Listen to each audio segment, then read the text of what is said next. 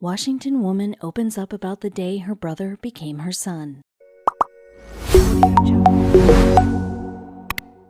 Older sisters shoulder lots of responsibility. Whether they've got a few years of seniority or there's a big age gap, the big sis often gets stuck as an auxiliary parent for the little ones. But when things go wrong, the pain in the butt of having a younger sibling is instantly replaced with fierce loyalty. One Washington woman was navigating her own motherly responsibilities when horrible news left her infant half-brother's well-being in question. The emotional toll never stopped this older sister from showing up for her brother in the way he needed most. One look at Molly Schultz's motherhood blog, Tried and True Mama, shows she didn't shy away from a parenting challenge. The 27-year-old served as the glue of her household, which constantly echoed with the giggles and footsteps of her 4 curly-headed daughters. Though she and her husband swear they didn't plan it, all of their girls' names have a common theme. Presley, Sawyer, and identical twins Lennon and Halen have the surnames of famous figures for their first names. Molly developed a parenting philosophy that kept everything in perspective. So no matter how many car rides, tantrums, sticky countertops, or hundreds of repeated Doc McStuffins viewings she had to endure, she could reset and concentrate on what truly mattered. Molly shared on her blog, "We live with the intention of a simplistic childhood, not focusing too much on materialistic things, but rather experiences and memories." Along with her husband Tim, she prioritized family. With each arrival of a new Schultz daughter, Molly's plate got a bit fuller. The young couple moved several times around the West Coast, finally settling in Washington state. But while her own family blossomed thousands of miles away, another part of her family was facing tragedy. Molly's father, Craig Stevenson, was changing diapers and folding onesies for the second time in his life. While Molly was awake with fussy babies, so was her dad several states away. Craig and his wife had welcomed a brand new baby boy on November 13, 2013. All the way over in Michigan, Craig and his wife were enjoying little Easton. Unfortunately, due to her hectic juggling act with her own youngsters, Molly wasn't able to visit her baby brother as much as she would have liked. But a tragic, unfair twist of fate sent Molly packing her bags and flying out to Michigan. Shortly after Easton's second birthday, Craig received a world-shattering medical diagnosis that put a halt on his plans to watch his baby boy grow up. Months before his 50th birthday, doctors confirmed that Craig was suffering from stage 4 pancreatic cancer. The seriousness of the diagnosis meant he was left with a matter of months to arrange his affairs and enjoy life with his son. The diagnosis hit Molly like a bucket of ice water. Distance kept them apart, but Molly and her dad were incredibly close. She ached for the years that they would lose, that he would miss out on his grandchildren, and even worse, on Easton. Less than 10 years ago, Craig had been pacing the sideline of the fields coaching Molly's lacrosse team.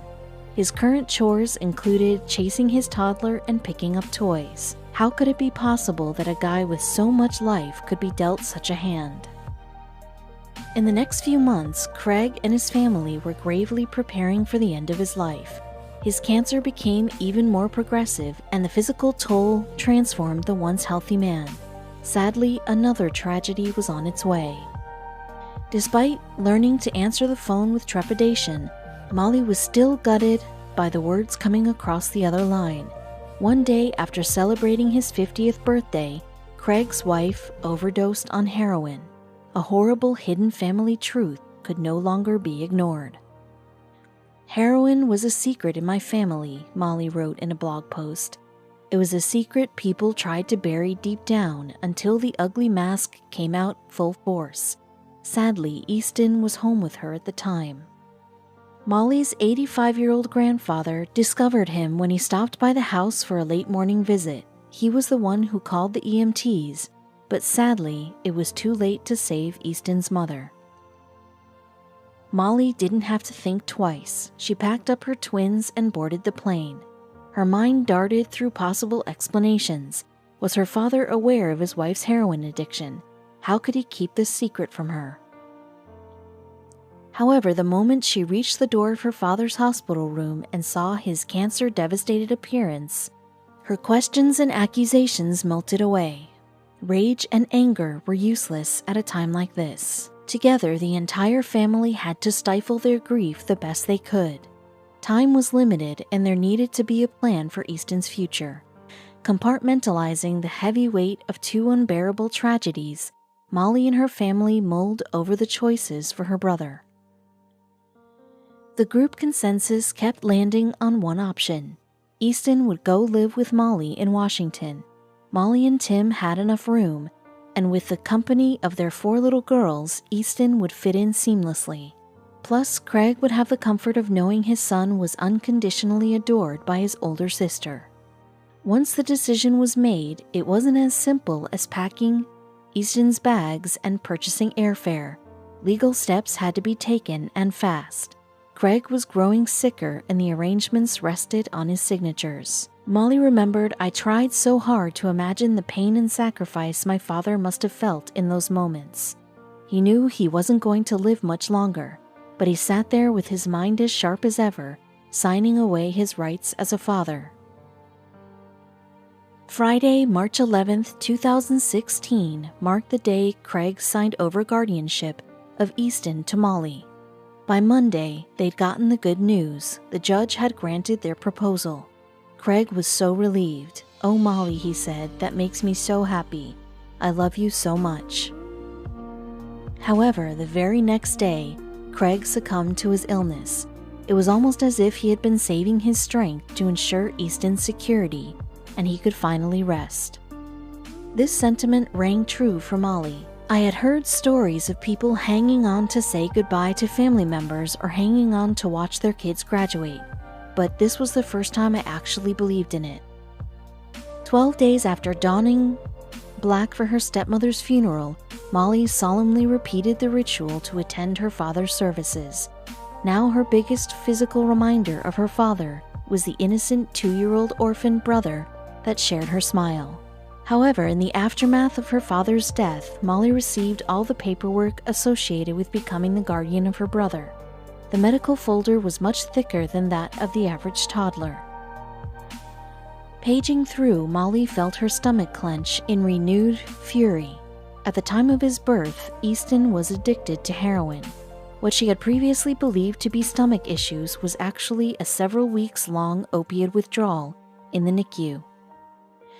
I was so angry at my dad, I sat in the car until there were no tears left. Molly wished she could turn back the clock and demand answers from her father. As time passed, she made the choice to let her anger go.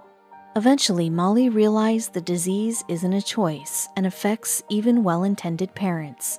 To move forward, she chose forgiveness. "She gave me my son. My father gave me my son. For that, I will be forever grateful." Easton was so little he had no perception of the awful truth that he'd become an orphan in the span of 2 weeks' time. In an instant, he was sitting at a crowded dinner table in a brand new house, elbow to elbow with unfamiliar girls who were actually his nieces. Not to worry, the little guy settled into his stable surroundings without a hitch. Once we finally did it, it was like Easton had always been there. How do we ever live without him? Molly blogged. However, the legal entanglements weren't as seamless. From Washington to Michigan and back several times, the big family trekked to courtroom appearances to officially adopt Easton. Over a year later, the case was transferred to Washington, and a date was set to make him a fully fledged Schultz.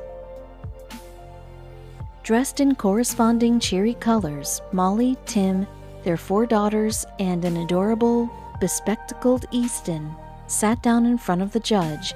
Rain trickled down outside, and Molly took it as a sign from her father to ease her nerves. Although there was nothing to suggest any legal hiccups, relief washed over Molly once the judge ruled Easton was, at last, legally her son. They left the courthouse warmed by beautiful post-rain sunshine. Certainly, the complexity of their biological relationships will forever spark questions. Molly quipped, "If we want to get really technical, he's also the brother-in-law of my husband, his now dad. The quirkiness of the family dynamic aside, Molly felt as if there had been hints predicting Easton's future as her son. When her parents were thinking a name, they asked for Molly's opinion. You get 3 guesses as to which she chose. More auspicious in Molly's opinion was the fact that Easton called her Mama from the time he could speak. She chalked it up to his overhearing her own children, but with their eventual transition to mother and son, Molly believed it was predestined. Easton entering the family was as natural a step as could be hoped for. Craig raised a daughter who understood that even when facing the worst circumstances, your children always take priority.